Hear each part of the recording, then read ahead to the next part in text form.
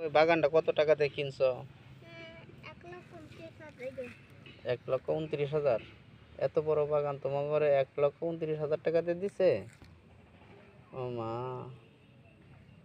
তুমি গোনা বুঝো? 1,29,000 টাকা কতগুলো হইলে হয়?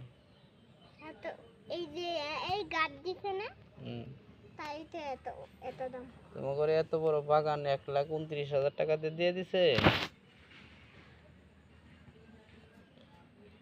ও না, 1,25,000 দিয়া। ও, বিশাল বড় বাগান তোমাদের, অনেকগুলা গাছ আছে। এটা কি এই যে রেন্ডি গাছ?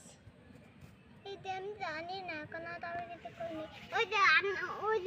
ওই যে ভেন্ডি গাছ। তোমাকে ওই রেন্ডি গাছে কি তেঁতুল হয়? ঠিক আছে, রেন্ডি গাছে তেঁতুল হয়? এ হয় না কেন? আমাদের দেশে তো রেন্ডি গাছে তেঁতুল হয়। রেন্ডি গাছ তেঁতুল হয়? তোমার কেন হয় না? তাহলে তোমাকে বাগানের দোষ আছে। তাহলে তোমাকে বাগানের মনে দোষ আছে। রেন্ডি গাছে তেঁতুল হয় না?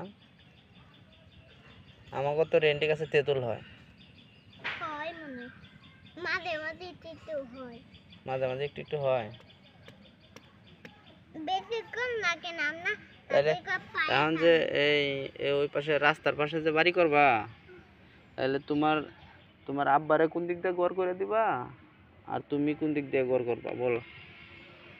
আমি তোমার পিছনে ঘর করব, আব্বু ওই পাশে ঘর করব, গাছগুলো কাটতে।